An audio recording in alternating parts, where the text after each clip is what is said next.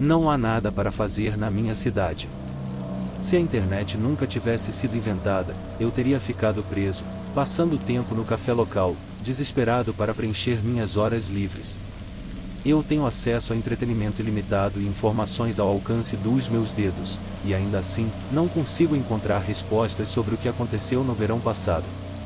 Sou mais do tipo que gosta de ficar dentro de casa, mas de alguma forma, meu amigo Kenny me arrastou para uma viagem de acampamento com o irmão dele e uma amiga de infância. Todos nós crescemos juntos. O irmão de Kenny era 2 anos mais velho, então parecia que nunca realmente nos conectamos. Eu não o odiava, só não tínhamos nada em comum. Minha melhor amiga era a garota mais bonita da região, e acho que ela sabia disso. Eu estava apaixonado por ela desde que tínhamos 13 anos, mas nunca admiti isso a ela. Sabia que no momento em que o fizesse, nosso relacionamento mudaria. Eu tinha medo de que ela rejeitasse meus sentimentos ou os aceitasse. Ser apenas amigos estava bom para mim. A única maneira de me fazer sair de casa era se Mila fosse estar lá. Acho que Kenny e Darren sabiam disso. Quando recusei o convite para a viagem, eles pediram a Mila para ir junto e me disseram que ela estaria conosco. Eu odiava o quão fácil eles me manipulavam. Era um dia quente, e todos nós estávamos suando quando chegamos ao acampamento. Podemos montar as tendas depois? Kenny perguntou, largando todas as mochilas dos ombros. Não, vamos montar agora, ou não vamos fazer isso a tempo, e eu respondi, mesmo querendo adiar o máximo possível. Conhecia bem Kenny. Na última viagem que ele fez com o irmão, eles foram preguiçosos demais para montar as tendas e acabaram dormindo do lado de fora, em sacos de dormir. Voltaram para casa cobertos de picadas de insetos. Eu não queria que aquilo se repetisse. Ambos resmungaram, mas me ouviram. Mila e eu montamos uma tenda enquanto os irmãos montavam a outra. Só havia 2 tendas. Só temos 2 tendas, apontei. Já dividimos tendas antes, ela respondeu sem olhar para cima. Se ela tivesse olhado, teria visto como meu rosto ficou vermelho. Pelo menos, eu podia culpar o sol por minhas bochechas coradas. Kenny decidiu jogar uma garrafa d'água cheia no Darren, mas errou. Acabou acertando a parte de trás da minha cabeça, e eu precisei ir até eles para uma briga amistosa. Mila cruzou os braços, se divertindo com a nossa bagunça. Como sempre, acabei derrotado. Quando me levantei do chão depois da brincadeira, notei algo branco piscando entre as árvores. Estava prestes a comentar, mas a cor desapareceu tão rápido quanto anotei. Havíamos escolhido um local de acampamento que não era muito popular com os moradores, mas isso não significava que não houvesse mais ninguém na floresta. Finalmente, terminamos de montar o acampamento, com as tendas prontas, a comida guardada em segurança, em caso de animais, e a lenha recolhida. Depois de tudo isso, começamos a descer o caminho que levava ao lago. Todos nós merecíamos um longo mergulho. Kenny e Darren andavam à nossa frente, e eu ajudava Mila a descer o caminho íngreme. Será que deveríamos mesmo estar acampando agora?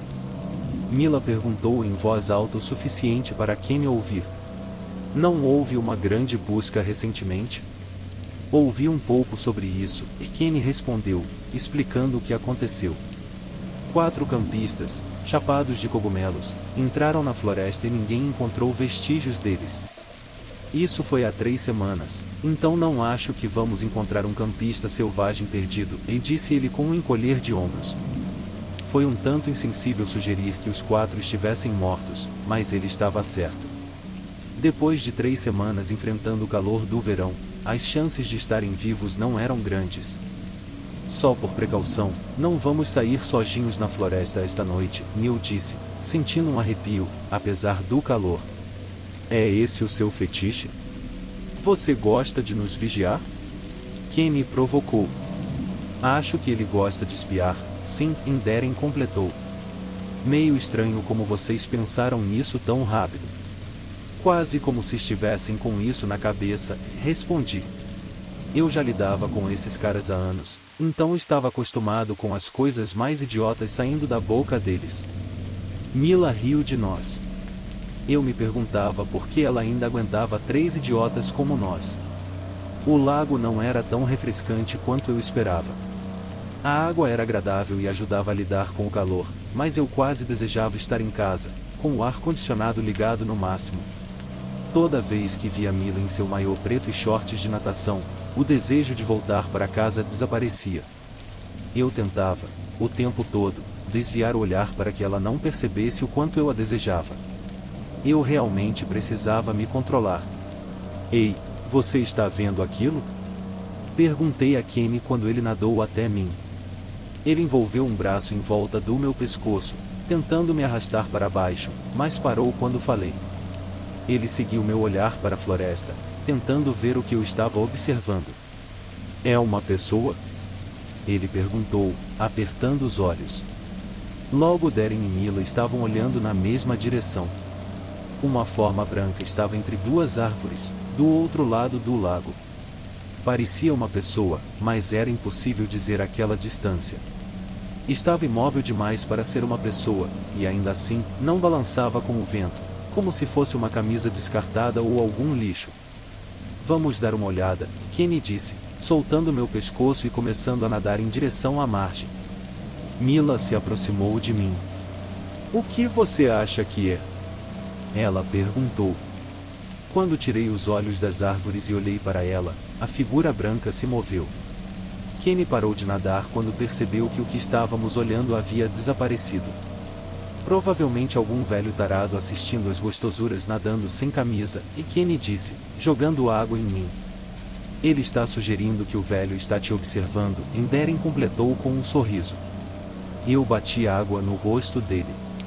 Logo, esquecemos da forma branca e começamos uma briga de água. Eu continuava olhando para as árvores, mas a forma branca não voltou a aparecer. Supus que não era nada. Quando o céu começou a ganhar tons de laranja, começamos a voltar para o acampamento. Kenny e Darren não paravam de cantar sobre os feijões que iam cozinhar e comer. Eu estava feliz por não dividir a tenda com eles naquela noite. Quando chegamos de volta, descobriram que, de alguma forma, tinham deixado o saco com os feijões cobiçados no carro. Mila também havia esquecido algumas coisas, como meias, então ela quis voltar com eles. Eu não estava com vontade de andar, então me ofereci para ficar e acender a fogueira. Eles já estavam fora há pelo menos 5 minutos quando ouvi a voz de Kenny de novo, distante. Curiosamente, não vinha da direção em que haviam partido. Esqueceu alguma coisa? Gritei.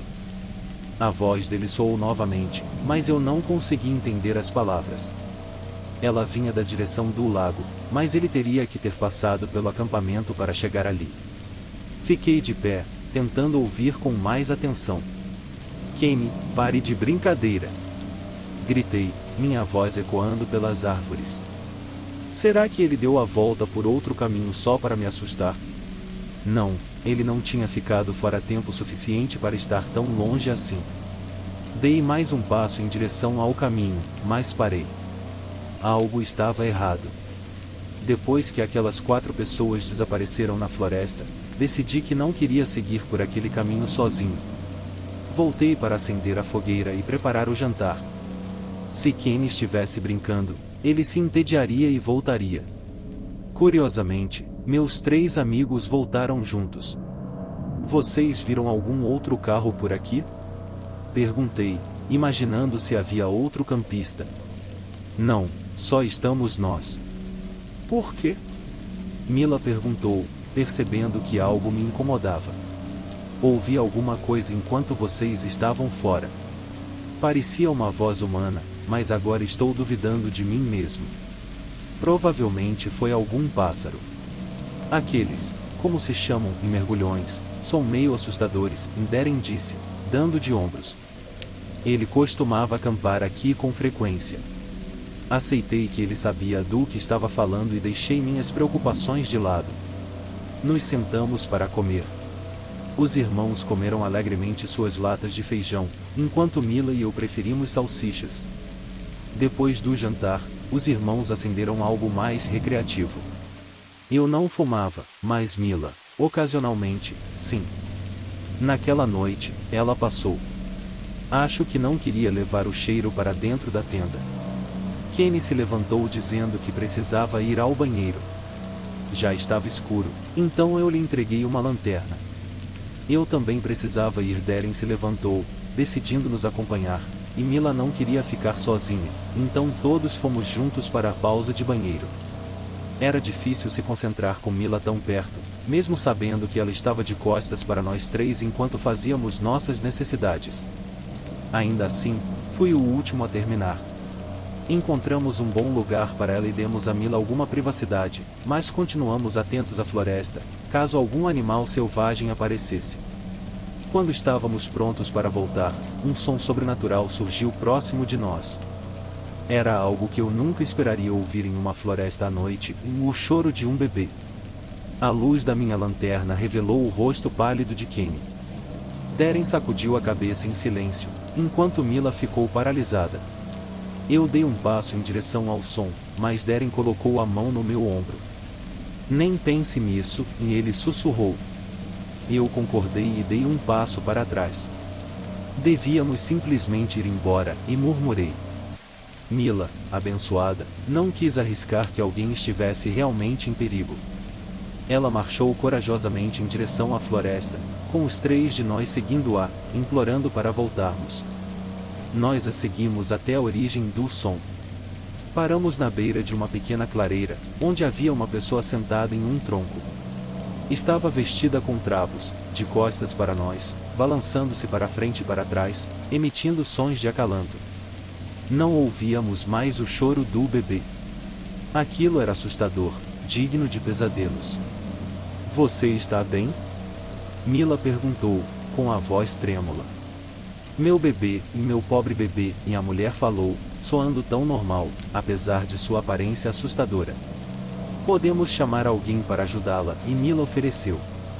Meu pobre bebê está com fome, e a figura respondeu. A mulher começou a virar a cabeça lentamente. A luz da lanterna revelou um par de olhos cinzentos que refletiam nossa luz.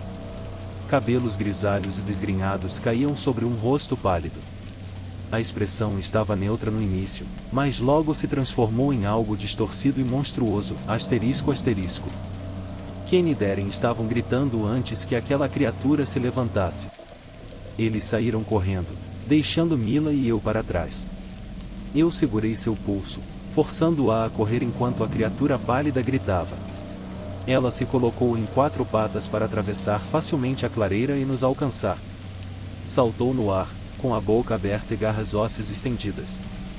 Eu puxei Mila para o lado a tempo, o monstro colidiu com uma árvore e depois se virou no chão como um gato tentando se endireitar. Começamos a correr novamente. A perna de Mila tremia tanto que acabei segurando-a pela cintura, arrastando-a. Para meu horror, o monstro continuava vindo atrás de nós. Eu precisava reagir. Soltei-a o suficiente para encontrar um bastão pesado para usar como arma. Isso foi um erro, embora não tivesse certeza se teríamos alguma chance de escapar ilesos. A criatura pálida desceu sobre Mila, mordendo sua mão com força. Ela gritou e chutou para afastar a coisa dela. Eu acertei os galhos com toda a força que consegui no rosto do monstro. Ele gritou e soltou minha melhor amiga. Continuei batendo, mas acho que apenas o irritei.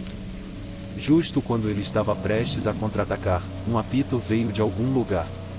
Por alguma razão, a criatura de repente se colocou em 4 patas, com uma expressão de angústia. Ela se virou e disparou de volta para a floresta. Para meu horror, vi outra figura pálida entre as árvores também correndo em 4 patas. Eu não me importava com o motivo pelo qual estavam indo embora, apenas que estávamos seguros, por enquanto. Quão grave é? Perguntei a Mila, voltando toda a minha atenção para ela. Ela balançou a cabeça com lágrimas nos olhos. A mordida não era tão profunda quanto eu temia. Tínhamos um kit de primeiros socorros de volta ao acampamento. Peguei-a novamente para nos fazer mover. Não ouvi Kenny ou Darren, embora eles nos tivessem deixado para trás. Esperava que eles estivessem seguros. Vai ficar tudo bem, vamos sair daqui. Você tem seu celular? Perguntei enquanto continuávamos nos movendo. Mila balançou a cabeça. Eu também não havia pegado o meu. Com certeza éramos espertos o suficiente para ir em grupo, mas não fizemos nada inteligente depois disso. Um estranho som de assobio passou pelas árvores. A melodia estranha me deixou frio até os ossos. Mila começou a puxar meu braço para que fossemos embora do assobio.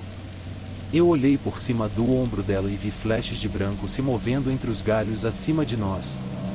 Por mais que odiasse o assobio, ir naquela direção parecia a melhor opção. Mila protestou um pouco quando puxei seu braço para nos mover. Não queria assustá-la contando sobre as criaturas que nos observavam nas árvores. Quando ouvi Kenny gritar, esqueci as ameaças que enfrentávamos e corri em sua direção. Ouvir sua voz era um bom sinal, apenas esperava que chegássemos até ele a tempo. Tombamos em outra clareira. Levantei a lanterna que, de alguma forma, ainda segurava, e o feixe de luz pousou no rosto de um estranho. O olho esquerdo dele refletia a luz, mas o direito não. Sua cabeça estava ligeiramente inclinada, como se estivesse divertido com nossa súbita aparição. Minha pele se arrepiou ao ver aquele sorriso satisfeito depois do encontro aterrorizante que tínhamos enfrentado. Kenny estava no chão, ofegante, com o pé do homem em seu peito. Meu amigo também tinha uma mordida na armada que estava sangrando livremente. Por um momento, parecia que ele tinha um dardo de uma besta preso em seu peito. Logo percebi que o dardo estava preso em um monstro pálido ao seu lado, que não vi a princípio. O estranho tinha um arco de caçador preso ao braço, carregado e pronto para atirar. "O que você fez com Kenny e onde está Darren?" exigi com uma voz trêmula. O homem lambeu os lábios e levantou o pé do peito de Kenny, afastando os fios de cabelo marrom sujo de seu rosto, apenas para que caíssem novamente. "Eu apenas salvei esse daqui de ser um lanche da meia-noite e mandei o outro para a trilha. Ele pode não chegar ao fim dela sozinho", disse o estranho, terminando sua frase com uma risada rouca. Ele parecia ter fumado um maço de cigarros por dia durante a maior parte da vida. Não confiei naquele cara. Mila apertou seu braço em mim, mostrando que sentia o mesmo. "Vocês dois foram mordidos esta noite. Mordidas podem transformar as pessoas naquelas coisas. Os infectados não vão conseguir suportar o assobio." Depois que o homem falou, ele começou a assobiar de uma maneira que não soava humana, como se um pássaro canoro estivesse tentando imitar um instrumento feito pelo homem. Eu não tinha sido mordido naquela noite, e ainda assim o barulho me deixava nervoso. Kenny se recuperou o suficiente para se afastar do estranho. Mila não reagiu, exceto por parecer tão nervosa quanto quando entramos nessa cena. Finalmente, o homem terminou de assobiar e então nos estudou com muita atenção. Ele levantou a besta e a apoiou no ombro. "A trilha está logo atrás dessas árvores. Vocês, crianças, é melhor irem para casa." Um peso foi tirado do meu peito, além de algumas lesões menores e alguns sustos, éramos livres para partir. Kenny foi o primeiro a se levantar. As pernas dele tremiam enquanto ele tentava caminhar na direção para a qual fomos indicados. Mila e eu passamos pelo homem, sentindo seus olhos em nós.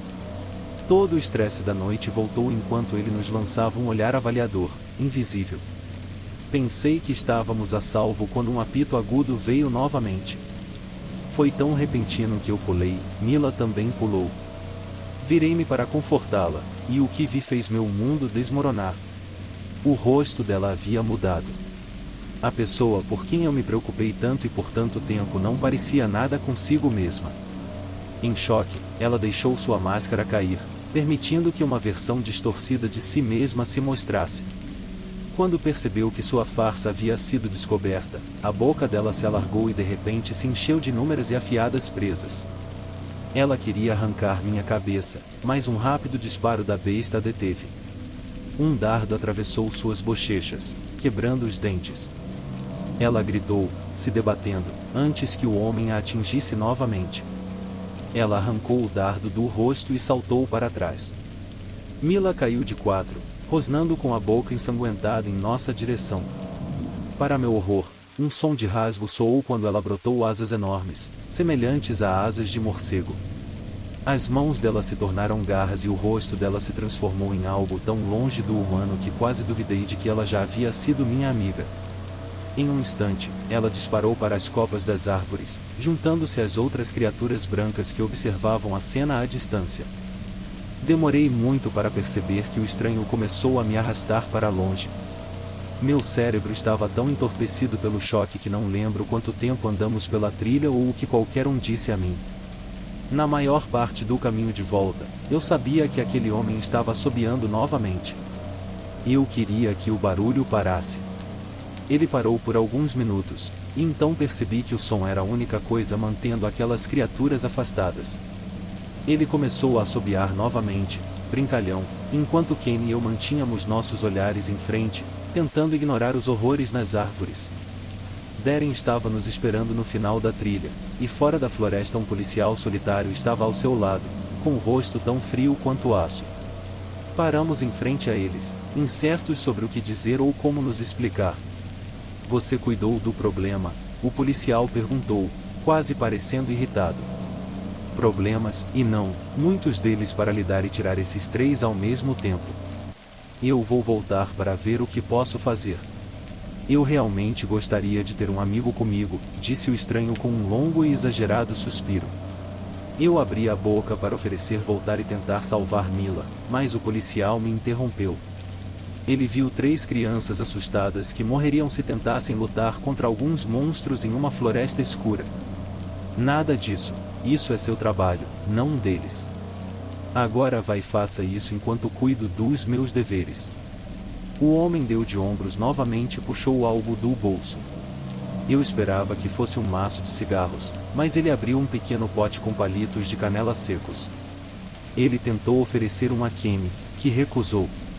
Eu estendi a mão para pegar não para começar a mastigá-lo como ele fez, mas precisava de algo real daquela noite.